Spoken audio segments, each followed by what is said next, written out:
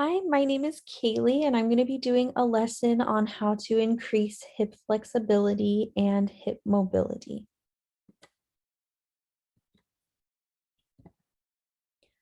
So why are healthy hips important? There are over 15 muscles that make up your hip region, and those all work together to give your hip joint its mobility as well as its range of motion. By having just one tight muscle in this area, this will affect all of the rest and how they are functioning. Having free and mobile hips is important because it allows us to perform movements more efficiently and with proper biomechanics. And hip flexibility is a really important component of an athlete's power behind their movement, and it assists in the strength training.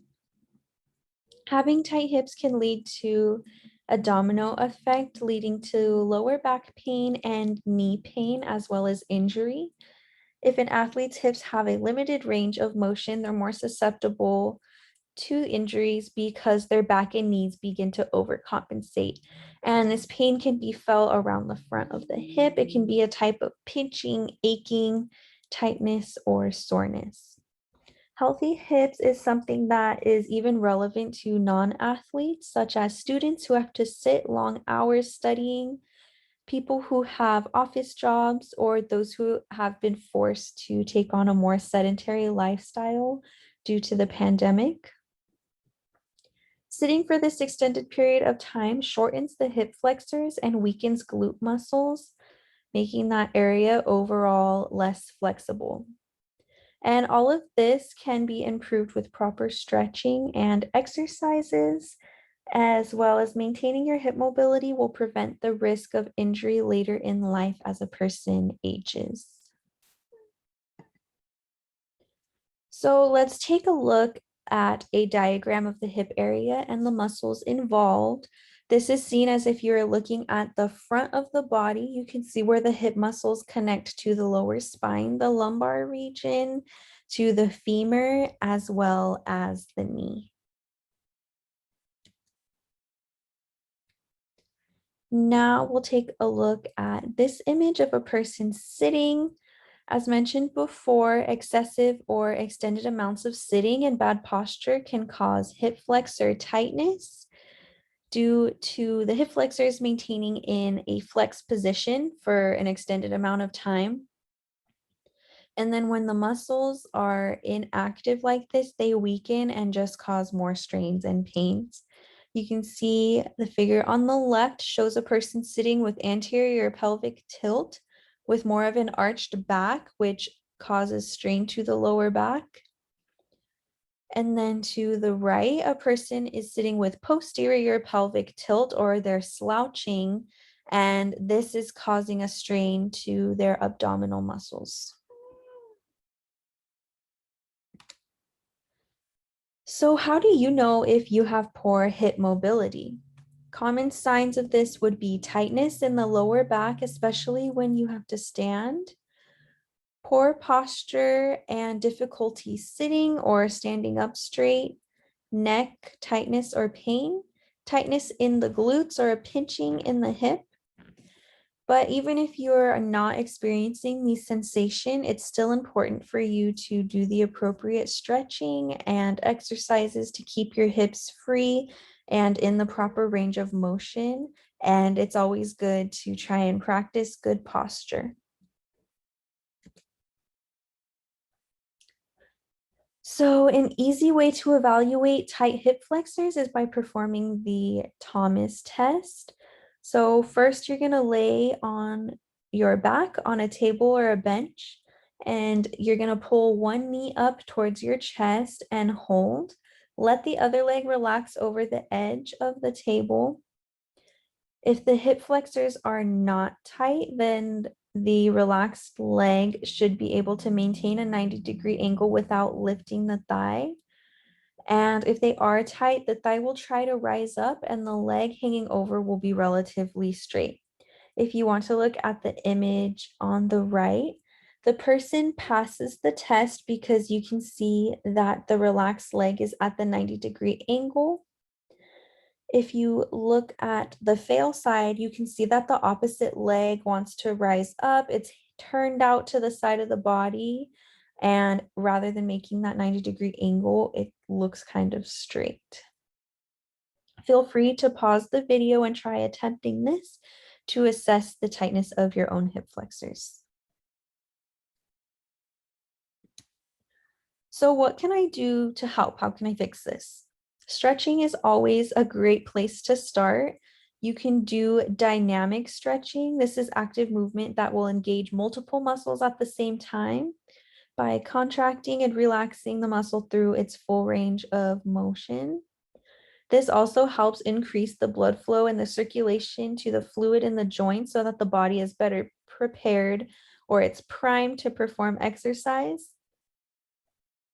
It's better to do dynamic stretches as a warm-up before you exercise and then save your static stretches for after you work out to relax the body and promote an easy recovery. And then there's also exercises that can help strengthen the hip muscles, glutes, and hip flexors. And I did want to mention too, foam rolling is always a good option. All right, so if you guys are ready, let's get moving. We're going to start with some dynamic warm-ups. We're going to do a few hip exercises, and then we'll finish up with some good static stretching. So first, it's going to be a relatively basic dynamic stretch called the knee grab. So step one, raise one of your knees towards your chest. You're going to grab onto your shin and pull that up towards your chest. You'll release the leg slowly, keep that controlled, and then step forward. And then you'll raise your other leg and repeat. You can do this about 5 to 10 times on each leg, just like in the video.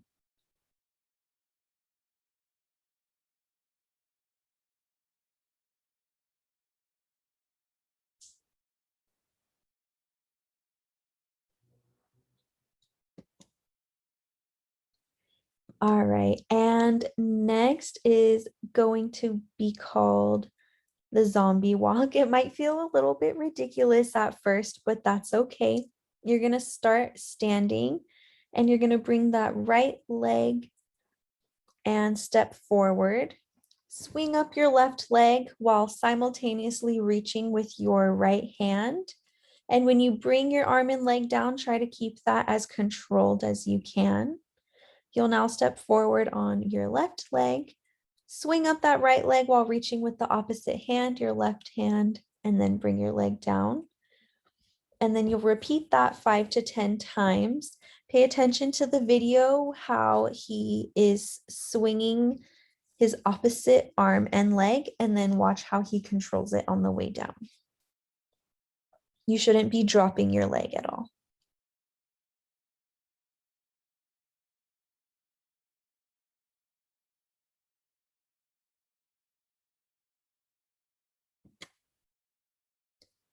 All right. And then our last dynamic stretch is going to be the windshield wiper. It's a little bit easier to understand by watching the video rather than hearing it be described. So you're going to start sitting on the ground with one knee bent in front of you at 90 degrees and then one knee bent behind you, also at 90 degrees facing forward. You're going to lift those knees up and then turn to face the leg that is behind you. Note that he is keeping his feet on the ground. And then you're going to switch back to that forward position. Keep doing this at a steady pace. You can repeat that about 5 to 10 times. Now, as you keep practicing this and it gets a little bit easier, you can start to sit with your body a little bit more upright. Essentially, the goal is to be able to do this while lifting your arms off the ground. I'll go ahead and just let the video play one more time. That way you can just watch. If you need to pause at all, feel free to do so.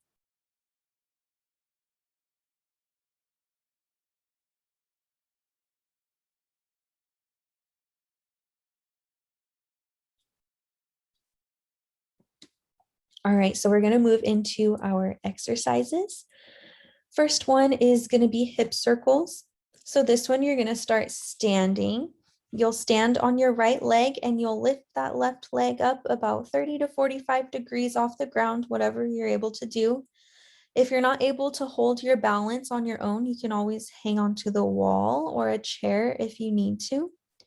And the leg that's raised, you're going to begin moving it in little circles. These don't need to be too big. And then once you lower that leg, you can just switch and repeat. You'll do 10 circles forward, 10 circles backwards, and you can do that 3 times on each leg.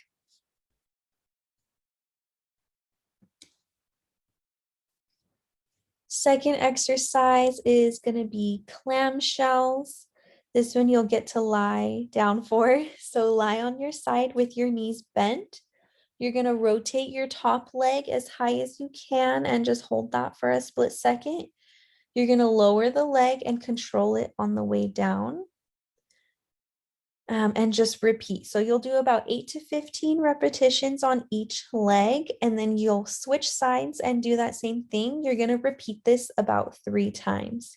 And bonus points if you're able to, or if you have one, it's good to add a resistance band, or as you start to gain more strength, you can always incorporate a resistance band then.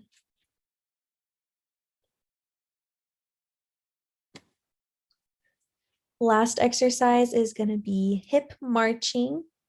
This one, you'll grab a chair and then sit with your butt towards the edge. You can leave your hands on your thighs, just as shown in the video. And you're going to raise one leg as high as you can, keeping your knees bent. Lower that foot down, keep it controlled on the way down. You're going to raise the other leg, do the exact same thing, keep it controlled, lower it down.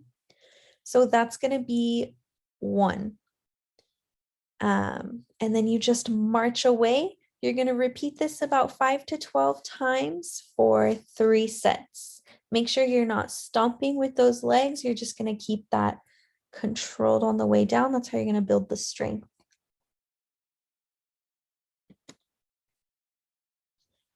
So now we get to go into our static stretches.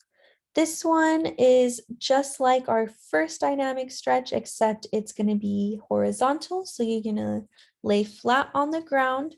You'll raise one leg and pull your knee to your chest. You should feel a moderate stretch. If you're feeling pain, you're probably pulling a little too hard. You're going to lower that leg down slowly and then repeat that with the other leg. You're going to hold for 30 seconds each time and repeat this 3 times on each leg.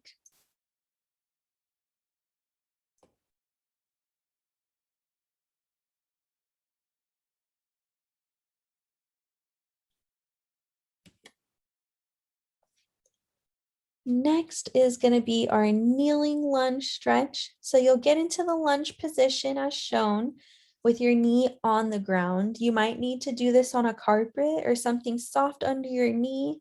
It might hurt a little bit if you have a hardwood floor, if you're trying to do this on concrete, but you're going to keep your torso upright. You can place your hand on your hips. That usually helps out with that. And you're going to lean forward to feel that stretch. Don't go too far as to where your knee is going to cross over your toe, but you want to get that good stretch and hold that for 30 seconds. You'll repeat that on your other leg. You'll do that for 3 times on each leg.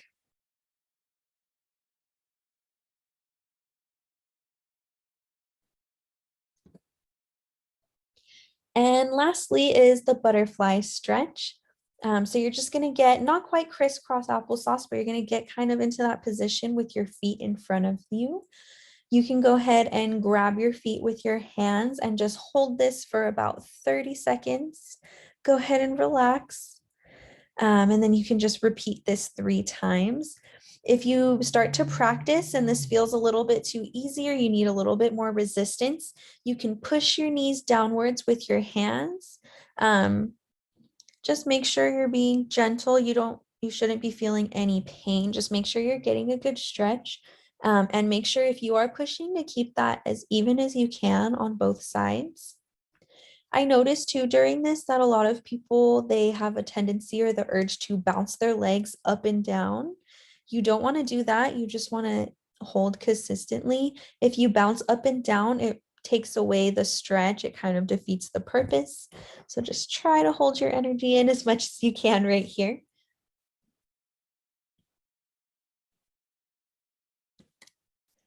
And that's it. We did dynamic stretching, we exercised our hips, and then we finished off to relax those muscles with our static stretches.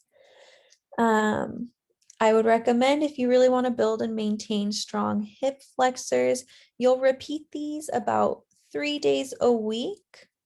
If you notice some progress, your hips feeling a little bit more loosened up, you can reduce this to maybe twice a week, then down to once a week.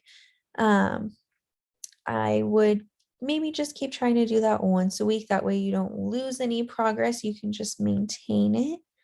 And I did just want to mention, as with any exercise program, always remember to eat well, stay hydrated, and allow your body adequate rest. But that is it. Thank you so much.